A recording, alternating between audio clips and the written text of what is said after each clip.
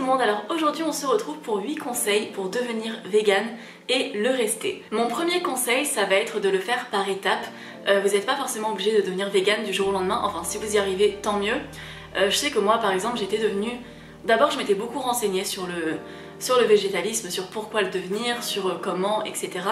Et j'étais d'abord devenue végétarienne. Il me fallait un temps d'adaptation qui m'a pris peut-être environ 2 mois. Où pendant 2 mois, déjà j'en parlais avec mes proches, je changeais petit à petit mon alimentation, mais j'avais jamais mangé vraiment de repas vegan régulièrement. Ça avait dû m'arriver de manger du riz et de la ratatouille, ce qui n'est pas un repas vegan complet. Mais voilà, je ne connaissais rien au véganisme, il faut recréer ses bases, créer des nouvelles habitudes, se renseigner au début dès que tu vas au supermarché, il faut un peu lire les ingrédients, voir ce qu'il y a dedans, voir ce que tu peux manger ou pas. Donc ça prend du temps et c'est pas grave de pas arriver à le faire du jour au lendemain. Voilà, en tout cas c'est ce que je vous conseillerais. Et je vous dirais aussi de pas forcément vouloir tout faire d'un coup ou aller trop loin. Il y a beaucoup de gens qui passent d'une alimentation omnivore classique, donc qui mangent de la viande ou du poisson quasiment à tous les repas, qui mangent des produits animaux, qui mangent un peu de tout, qui mangent des fois dans des fast-food et des choses comme ça, qui veulent devenir vegan et qui veulent devenir totalement parfait, donc ne plus manger de gras, ne plus manger de gluten, ne plus manger de, je sais pas, de sucre ou de peu importe. Et en fait ça n'a rien à voir avec le véganisme. Le véganisme c'est juste manger de manière à ne pas exploiter les animaux. C'est le truc de base du véganisme en fait, ça n'a rien à voir avec manger sans gluten, sans sucre, sans gras. En fait quand on devient vegan, je pense que des fois ça peut être perturbant parce qu'il y a plein de conseils de partout d'alimentation où tout le monde dit que son alimentation est la meilleure et vous allez avoir des conseils pour devenir crudivore parce qu'on vous dit oui mais l'humain est frugivore, il faut qu'il mange que des fruits, ou faut manger aucun glucide parce que le sucre c'est le mal, ou le gras c'est pas bon pour vous. Il y a des conseils de partout et finalement devenir vegan c'est déjà un gros changement. Vous allez changer beaucoup dans votre alimentation quand même, et donc je pense qu'au début, après vous choisissez ce que vous voulez faire, mais c'est bien de rester sur le même modèle de base que vous avez depuis toujours, la pyramide alimentaire classique en fait recommandée, donc avec manger des légumes, manger des fruits, manger de toutes les catégories d'aliments, les protéines, les lipides, les glucides, manger un petit peu de produits sucrés et transformés, tout ça c'est un petit peu, c'est des trucs qu'on doit pas manger tout le temps mais c'est pas très grave d'en manger de temps en temps. Voilà, je vous conseillerais de rester sur ce modèle assez classique. Après ça veut pas dire qu'on peut pas être en bonne santé quand on mange cru ou autre chose, mais en tout cas c'est pas ce qu'il y a de plus facile à faire, c'est pas ce qu'il y a de plus économique à faire. Et si vous le faites, essayez de le faire bien. Je sais que je vois beaucoup de personnes qui ont mangé vegan et cru pendant des années et qui ont fini par arrêter. Finalement, elles ont jamais testé de manger vegan normalement en fait. C'était pas des gens qui mangeaient, je sais pas, des lentilles avec du riz, avec des légumes, qui buvaient du lait de soja le matin, des choses comme ça. C'était des personnes qui avaient voulu faire les choses de manière très pure, très approfondie, et où finalement ça n'a pas forcément marché. Même si pour certains ça marche. Par exemple, il y a une chaîne anglophone que j'aime bien qui s'appelle Kate Flowers. Je trouve qu'elle mange une alimentation crue, équilibrée. En fait, elle respecte les recommandations de base en protéines, lipides, glucides, en nutriments. Elle a une alimentation complète, juste qu'elle mange crue. Après, cette alimentation, par exemple, coûte quand même hyper cher. Elle en a pas pour 3 ou 4 euros par jour, elle doit en avoir au moins pour 10 ou 15 euros par jour, ce qui n'est pas dans le budget de tout le monde. Donc en tout cas, je vous dirais, n'allez pas forcément trop loin. Vous pouvez être vegan, vous n'avez pas besoin de manger sans gluten et compagnie. Mon conseil numéro 2, ça va être de s'informer sur l'équilibre alimentaire. Beaucoup de gens sont pleins de bonne volonté quand ils deviennent vegan, mais ne savent pas quoi manger et parfois ne se renseignent pas. Donc ça donne des assiettes où on mange comme avant. Donc en gros, si avant vous mangiez, je sais pas, du riz, de la ratatouille et du poisson, en gros les gens enlèvent le poisson et mangent riz, ratatouille en mettant un petit peu plus de chacun. Le problème c'est que niveau apport nutritionnel, on est plus du tout dans la même chose, là il manque quelque chose. Et je sais que c'est compliqué au début, je me rappelle que je suis sur les réseaux sociaux depuis longtemps, donc je prenais mes petites assiettes en photo et tout, et quand je regarde ce que je mangeais avant, au tout début où je suis devenue végane, on voyait qu'il y avait un truc où j'avais enlevé la viande mais je savais pas par quoi la remplacer, et du coup soit je la remplaçais pas, soit je mettais des trucs pas forcément adaptés. Par exemple, on voit des fois des recettes où on peut utiliser un champignon pour faire un steak végétal et tout, c'est super, c'est très bon.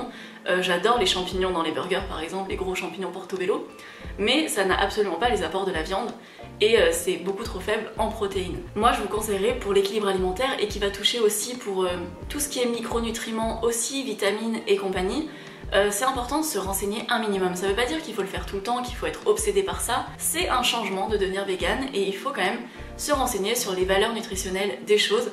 Je sais que moi j'aime beaucoup le site Vegan Pratique qui est le site de L214, l'association, qui se base sur les recommandations assez universelles mais en les véganisant et qui nous montre un peu les aliments qui vont être riches en fer ou riches en calcium. C'est important, c'est des micronutriments qui sont essentiels pour nous, on peut pas faire l'impasse dessus. Et manger juste des courgettes avec du riz, ça va pas nous apporter tout ce qu'il faut. Bien sûr, les courgettes et le riz sont très importants, ils ont plein de choses très très bonnes à prendre dedans, mais on a besoin par exemple des légumineuses. C'est pas obligatoire, mais c'est bien de manger des légumineuses, du tofu, du seitan. C'est des sources de protéines qui contiennent beaucoup de fer aussi. Alors on peut faire sans, il y a des gens qui sont allergiques, tu peux faire sans. Mais si t'es pas allergique à ça, t'as pas de raison de vraiment t'en passer. Je sais qu'il y a beaucoup de gens pareils qui ne mangent pas de soja, parce qu'ils ont vu un documentaire ou des trucs qui parlent du soja, alors que concrètement il n'y a pas d'étude qui dit de pas manger de soja, et que le soja c'est plutôt un truc intéressant, qu'on soit vegan ou pas, c'est hyper riche en protéines. Par exemple le tofu ça contient beaucoup de calcium, c'est dommage de s'en passer si on n'y est pas intolérant ou allergique. Donc dans ce même conseil, je vous dirais de pas forcément écouter les gens qui disent si vous mangez, du moment que vous mangez toutes les calories dont vous avez besoin, vous aurez vos protéines. Alors c'est vrai qu'obtenir ces protéines, c'est pas un souci quand on mange vegan, c'est pas un truc auquel on doit penser tout le temps, mais en attendant, c'est pas vrai de dire que tant que tu manges tes 2000 calories, tu as toutes les protéines dont tu as besoin, c'est faux. Par exemple, si tu manges 2000 calories de pommes, tu auras dû manger peut-être 3 ou 4 kilos de pommes, ce qui est pas forcément facile à faire, mais en plus de ça, tu n'auras même pas 10 grammes de protéines, sachant que si tu es une personne d'environ 60 kilos, il te faut quelque part entre 50 et 70 grammes de protéines par jour. Si tu as 10 grammes de protéines par jour et que tu fais ça tous les jours, au bout d'un moment, il y a un souci quand même, tu vas manquer de protéines.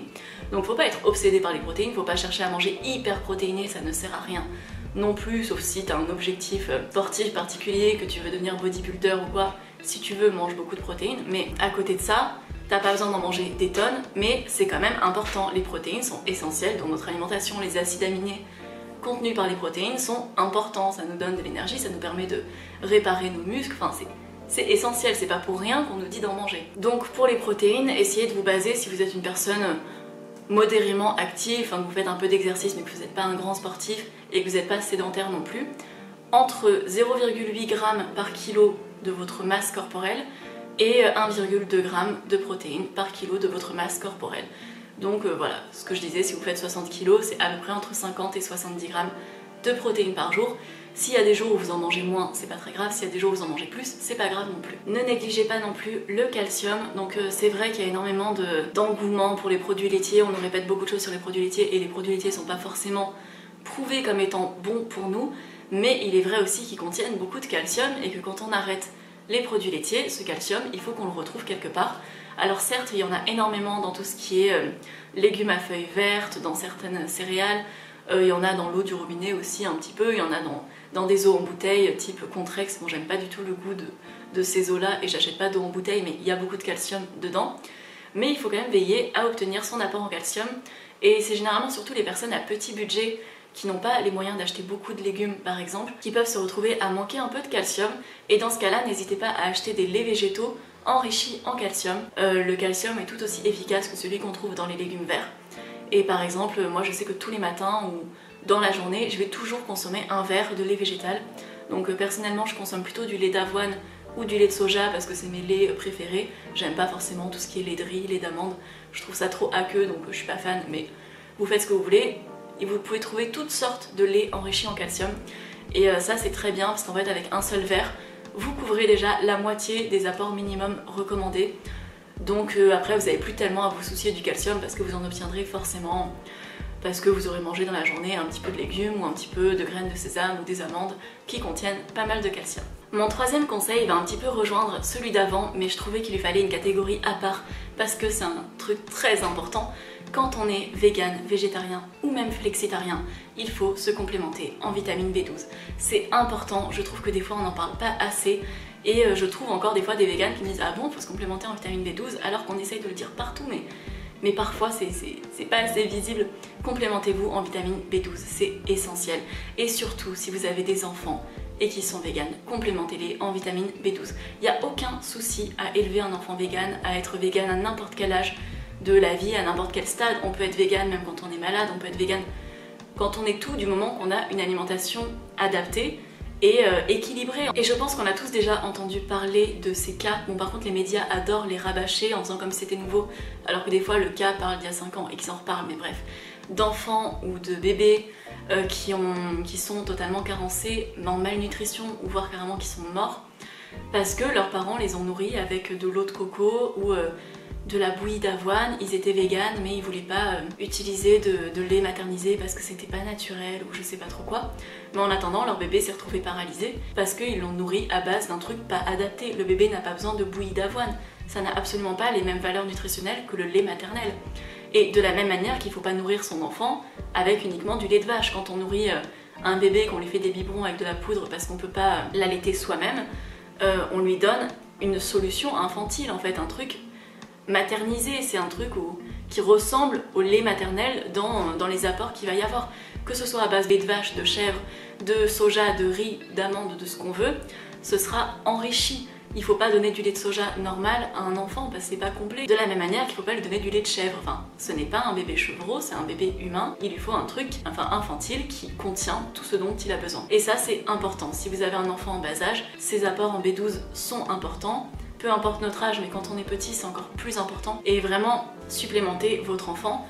Il n'y a pas de souci à ce qu'il soit vegan, mais faut qu'il mange de manière équilibrée. Mon quatrième conseil, c'est de s'éduquer sur la cause animale. C'est important de savoir pourquoi on le fait, pourquoi on est vegan, en tout cas si on est vegan pour la cause animale. C'est important de pouvoir expliquer pourquoi on le fait. Déjà parce que pour la plupart des gens, vous êtes peut-être le premier vegan qu'ils vont rencontrer de leur vie. Ils ont peut-être des préjugés ou alors ils savent pas pourquoi vous faites ça. Quand j'étais omnivore, jamais je me serais douté de ce qu'il y avait derrière les œufs, derrière le lait. Bon, derrière la viande et le poisson, je m'en doutais un peu quand même, mais c'était tellement naturel pour moi de manger de la viande depuis toujours que je m'étais pas trop remise en question sur ça. Les gens ne savent pas forcément, ou alors veulent savoir pourquoi vous le faites, et certains sont un peu plus relous et essayent de vous piéger pour voir s'il n'y a pas une incohérence dans ce que vous faites et pour essayer de la pointer du doigt, pour essayer de discréditer tout ce que vous faites. Mais globalement, s'éduquer c'est bien, sur la cause animale c'est bien de voir pourquoi on le fait. Les documentaires Earthlings, Dominion, après si vous avez du mal avec les images choc, vous pouvez simplement aller encore une fois sur le site dont je vous ai parlé en début de vidéo. Je suis pas sponsorisée par eux, hein, mais d'aller voir le site de Vegan Pratique qui donne plein d'infos sur pourquoi le lait, pourquoi les œufs. Ou alors c'est peut-être le site de L214, je sais pas, c'est un des deux. En tout cas c'est lié à la même asso. Mais c'est important de savoir pourquoi on fait les choses. Mon cinquième conseil, ça va être de ne pas devenir vegan pour maigrir. Le véganisme n'est pas un régime minceur. Je vois beaucoup trop de trucs dessus, de personnes qui font des avant-après. Ça c'était quand j'étais omnivore et en devenant vegan ou en devenant vegan crudivore et compagnie, j'ai perdu 20 kilos. Le but du véganisme c'est pas de maigrir, c'est pas un régime parce que si vous le faites pour ça, dès que vous verrez un autre régime minceur qui aura l'air de marcher aussi, vous irez voir l'autre parce que si vous vous intéressez au véganisme pour l'aspect esthétique, peut-être que vous serez déçu ou peut-être que vous irez voir ailleurs à un moment parce qu'il y aura un truc qui vous paraîtra mieux marcher. Et également, je dirais de ne pas aller vers le véganisme si on a des TCA et qu'on en souffre encore, donc par exemple si on est anorexique. Le fait de devenir vegan, ça implique quand même de mettre de côté une partie de ce qu'on mangeait. Et pour quelqu'un qui a des troubles, qui a des problèmes avec la restriction alimentaire, etc., ça peut parfois être une manière déguisée de bifurquer sur une autre manière de compter ce qu'on mange, de restreindre un peu et de diaboliser de la nourriture. Donc je dirais quand c'est comme ça de plus essayer de guérir d'abord et de ne pas forcément devenir vegan dans un but de restriction. Sauf si vous voulez devenir vegan uniquement pour les animaux, dans ce cas-là c'est très cool, vous pouvez le faire. Mais faites attention quand même. Je comprends totalement les personnes anorexiques qui n'ont pas envie de devenir vegan, qui sont en rémission et qui se disent mais si je commence à mettre de côté des trucs, ça va pas m'aider, et ça je le comprends tout à fait. Et je pense très clairement que toutes ces histoires de devenir vegan, ça va vous faire devenir mince et tout, ça attire énormément de personnes ayant des TCA et ça peut causer des soucis. Pour avoir suivi énormément de véganes sur les réseaux sociaux, la plupart de ceux que j'ai vus arrêter d'être vegan, c'est ceux qui n'avaient pas une alimentation classique. Encore une fois, c'est ceux qui mangeaient en restreignant une catégorie d'aliments. Donc soit, généralement c'était les lipides, donc des gens qui mangeaient énormément de glucides, assez peu de protéines, mais pas forcément que ça. Et je dis pas que cette alimentation est forcément mauvaise, c'est énormément ces gens-là qui ont arrêté d'être vegan. Contrairement à ce que les gens disent, il y en a qui disent oui, ceux qui mangent que des produits transformés, industriels et tout, c'est ceux qui arrêteront d'être vegan au bout d'un moment. Mais non en fait, parce que généralement ceux qui mangent des burgers et compagnie, c'est parce qu'en gros, t'es pas là pour être mince, t'es pas là pour être beau, t'es là pour les animaux et à côté tu veux continuer à te faire plaisir de la même manière qu'avant. 6e conseil, je vous dirais de ne pas culpabiliser si vous ne faites pas les choses parfaitement. Ce n'est pas grave, le véganisme ce n'est pas être parfait, on est des humains, on fait des erreurs, ça arrive. Et si par exemple, j'en sais rien, enfin, on a tous des situations différentes, des fois ça peut être très facile d'être vegan, enfin je sais que dans mon cas, c'est hyper facile, j'ai rien qui me complique la vie. J'ai pas un énorme budget mais c'est pas contraignant, je ne suis pas précaire, mon compagnon est vegan donc c'est très facile, j'ai tendance, voilà, j'ai des parents assez respectueux qui comprennent pourquoi je fais les choses, qui vont pas m'embêter quand je mange vegan, qui vont être d'accord pour manger vegan quand je suis là, enfin plein de trucs comme ça en fait. Dans mon entourage les gens sont cool, j'ai pas de contraintes particulières. Mais si par exemple là tu regardes la vidéo et t'es une ado de 14 ans qui vit chez ses parents, je peux totalement comprendre que dans ce cas-là, des fois ce soit compliqué d'être vegan et que si c'est pas toi qui fais les courses et que des fois c'est tes parents qui veulent pas que tu sois vegan et qui t'achètent pas des trucs vegan, c'est un peu compliqué dans ce cas-là. Et je peux comprendre que t'attendes d'avoir ton indépendance financière ou juste de plus habiter chez tes parents pour devenir vegan. De même que c'est compréhensible si t'as un minuscule budget, que t'es précaire et que en gros ta solution pour te nourrir ce mois-ci c'est la banque alimentaire et que au resto du cœur ils t'ont donné des trucs avec des produits animaux et que t'as faim, tu les manges. Enfin, on peut pas toujours faire passer le véganisme avant tout et je comprends dans ce cas-là que quand on est précaire ou même quand on a des TCA et qu'on rechute et que le truc sur lequel t'as envie de te jeter c'est du fromage ou j'en sais rien. En fait, c'est pas parce que tu fais une erreur que tu dois tout arrêter, c'est pas parce que t'as mangé des produits animaux pour une raison ou une autre que t'étais un peu obligé que tu dois arrêter d'être vegan, que tu ne mérites plus d'être vegan ou je ne sais pas quoi. Enfin, le véganisme c'est pas une religion, c'est pas un truc de perfection ou de pureté, enfin tu fais comme tu peux, du mieux que tu peux. Déjà manger moins d'animaux c'est mieux que d'en manger tous les jours, faut voir les améliorations, faut voir aussi l'effet global et on vit pas non plus dans un monde vegan et pour certains c'est très facile de l'être, pour d'autres c'est moins facile. Et il y a aussi des fois des cas où par exemple je sais pas, t'es vegan mais tu travailles à McDo ou dans un restaurant qui sert de la viande, c'est ton métier, oui ton métier n'est pas forcément en accord avec tes valeurs derrière mais t'as besoin de gagner de l'argent aussi. Et si t'arrêtes de travailler, il y aura personne pour te financer tous les mois. Donc en fait, tu fais comme tu peux, c'est pas grave, on n'est pas dans un monde parfait, on n'est pas dans un monde où il n'y a aucune exploitation animale. On fait tous des petites actions qui potentiellement sont pas parfaitement véganes. Et c'est pas très grave, tu fais du mieux que tu peux. C'est pas à quelques humains d'avoir toute la charge mentale de tout ce qui se passe dans le monde et les autres font aucun effort en fait. Fais le maximum d'efforts que tu peux et c'est tout. Enfin, t'es pas parfait, on le sera jamais, c'est pas le but. En 7e conseil, je vous dirais que de la même manière qu'il faut être tolérant envers vous-même, il faut être tolérant envers les autres. Le monde n'est pas vegan, on le sait, les gens ne sont pas véganes. Vous avez fait votre propre cheminement, mais c'est pas le cas de tout le monde. Et je pense que vous, il y a quelques années, ça vous aurait pas trop plu qu'on vous attaque en vous traitant d'assassin ou je sais pas quoi, ou qu'on critique votre alimentation. Enfin, c'est pas, moi je sais que c'est pas le genre de choses qui m'aurait fait changer d'avis.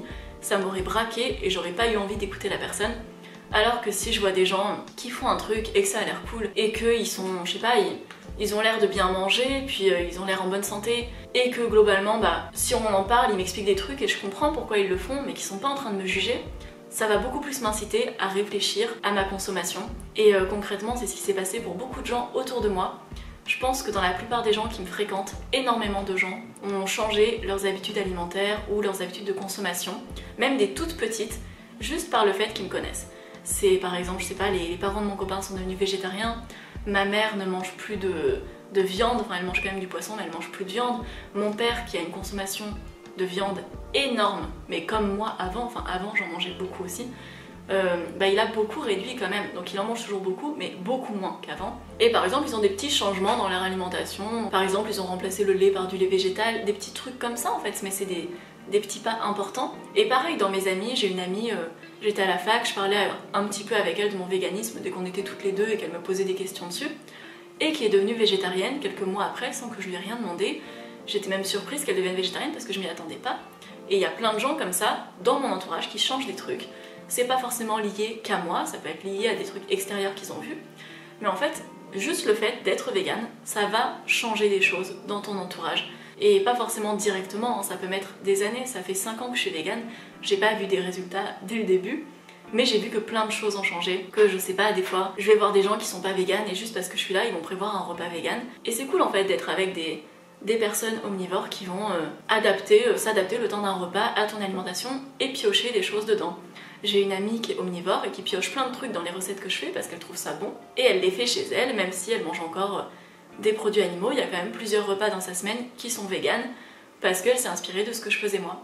Et ça, je trouve que c'est une manière bien plus efficace que de culpabiliser les gens ou de les insulter ou de leur crier dessus. Enfin, c'est pas des choses qui marchent, ça marche pas comme ça. Ou ça marchera peut-être sur une personne sur 1000 qui aime bien se faire crier dessus, mais pour la plupart des gens ça marchera pas. Du coup, mon 8e et dernier conseil, je savais pas trop où le mettre dans la liste, donc je l'ai mis à la fin, c'est d'anticiper vos repas à l'extérieur et éventuellement de prévoir des snacks. J'ai eu un événement familial qui s'est produit en mai et j'ai dû aller voir de la famille à Paris, et ils sont pas du tout véganes, mais vraiment pas du tout, et ça les intéresse pas.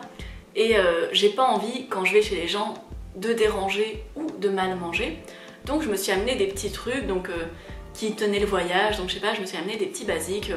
J'avais pris de la crème de soja, j'avais pris un tofu, qu'est-ce que j'avais pris? J'avais pris du lait d'avoine pour le matin, et je sais plus, je m'étais amené des petits trucs comme ça, j'avais pris une terrine, un peu un pâté vegan, et un pot de tomates, de caviar de tomates séchées. Et en fait, rien que ces petits trucs, ça m'a vachement dépanné pendant ces 3 jours, parce que concrètement, ça m'a permis, dès qu'il y avait un repas, je sais pas, qui faisait un repas un peu classique, ça me permettait de manger le féculent, les légumes, si jamais ils étaient cuits à l'huile d'olive et pas au beurre, mais généralement les gens s'adaptent un petit peu. Et avec, je faisais juste mon tofu, ou alors dès qu'il y avait l'apéro et que les gens mangeaient, je sais pas, peu importe ce qu'ils mangeaient, ça me permettait d'avoir un petit caviar de tomates séchées à mettre sur du pain, c'est très bon, et ça permet à la fois de pas déranger les gens, et en même temps de manger des choses correctes, parce que moi j'adore manger, je me voyais pas passer 3 jours à manger que des accompagnements. J'avais pas envie non plus de déranger, surtout que c'était pas un contexte joyeux dans lequel on se retrouvait, donc j'avais pas envie de déranger les gens, déjà que c'est pas facile pour la personne qui reçoit de recevoir plein de monde à la fois, donc t'as pas envie de déranger, d'être la personne qui s'impose et qui en plus dit excuse-moi, est-ce que tu pourrais cuisiner ça pour moi s'il te plaît, ou est-ce que je peux utiliser ta cuisine alors que la personne elle est déjà assez stressée. J'avais pas envie d'aller déranger les gens en plein milieu, mais c'était cool d'avoir mon petit tofu, je coupais des petits bouts de tofu, j'en mettais dans mon repas.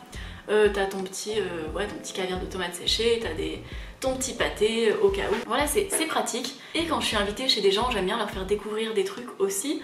Donc généralement, je vais pas prévoir que pour mon repas, je vais prévoir un peu plus. Et ça incite aussi les gens à faire des efforts pour vous. Après, c'est pas forcément dès le début. Le premier Noël vegan avec toute ma famille, mes cousins, mes oncles et tantes et tout. Bon, c'est cool parce qu'il y avait ma cousine végétarienne, donc on s'était préparé un petit truc pour nous, mais les autres nous regardaient un peu bizarrement en mode mais qu'est-ce qu'ils font? Surtout que moi, ça leur faisait un peu un gros changement parce que j'ai toujours mangé énormément de viande. Et d'un coup, tu me vois le Noël d'après, donc le Noël d'avant, j'étais en train de manger plein de viande, d'huîtres ou de je sais pas quoi. Et le Noël d'après, je suis en train de manger vegan, ils vont se dire mais qu'est-ce qu'elle fait? Et au fur et à mesure, en fait, j'ai vu qu'il y avait des petits ajustements qui s'étaient faits. Donc avant, par exemple, dès qu'on avait le Noël, on nous demandait de choisir entre viande ou poisson. Maintenant, parce que vu qu'on est une grosse famille, on envoie un mail avec un coupon réponse un peu. Et maintenant, il y a viande, poisson ou vegan. Donc ça veut dire qu'on peut cocher l'option vegan. Ou par exemple, dès que je vais manger chez de la famille, j'ai une de mes tantes par exemple, elle est pas du tout vegan, mais à chaque fois que je viens, elle va prévoir, elle dit bah j'ai fait en sorte que j'ai fait un petit taboulé et dedans j'ai mis des noix, comme ça t'as des protéines et tout, enfin voilà, elle fait un truc assez mignon. Et moi j'amène toujours un truc, par exemple j'amène du houmous, c'est assez classique quand t'es vegan d'amener du houmous quelque part, mais j'amène du houmous à la betterave par exemple, j'amène une quiche au poireau, ou je dis bah tu sais quoi, j'amène un brownie pour le dessert, et je fais un brownie vegan, et ça permet d'avoir un repas normal avec les autres, où en gros tout se passe bien, t'es content, tu manges un truc qui est très bon. Globalement je vous dirais d'être plutôt bienveillant avec les gens, partagez vos repas, c'est un truc, ne vous mettez pas de côté parce que vous êtes vegan, c'est pas la peine, passez du temps avec les gens que vous aimez, vous passez un bon repas, enfin vous mangez bien parce que vous avez amené des trucs qui sont bons, et que les gens à force ils retiennent un peu ce que vous mangez, ils disent par quoi t'as remplacé les œufs dans la quiche, ah d'accord donc moi je pourrais faire ça aussi, si tu veux la prochaine fois que tu viens promis je fais une quiche vegan, des trucs comme ça, tout se passe bien, vous passez des bons moments avec les gens que vous aimez, vous vous régalez et c'est parfait. Et les gens réfléchissent un petit peu de leur côté ensuite, et c'est bien aussi, ça permet de végétaliser un peu d'autres alimentations que la sienne. Et c'est tout pour mes 8 conseils pour devenir vegan et le rester, j'espère que la vidéo vous a plu. Encore une fois, au cas où ça n'a pas été assez compris lors de la vidéo, si vous n'êtes pas vegan, je suis pas en train de vous juger, vous n'êtes pas obligé de devenir vegan, vous faites comme vous voulez, vous piochez ce que vous voulez parmi ce que je dis, parmi les choses que je dis. Et si vous avez besoin de recettes vegan, ma chaîne en regorge, et vous avez aussi des tonnes de chaînes YouTube qui partagent plein de recettes vegan très sympas. donc n'hésitez pas à fouiller. Voilà, je vous fais de gros bisous, n'hésitez pas à vous abonner à ma chaîne, à liker, à commenter cette vidéo si elle vous a plu et on se retrouve bientôt, bisous.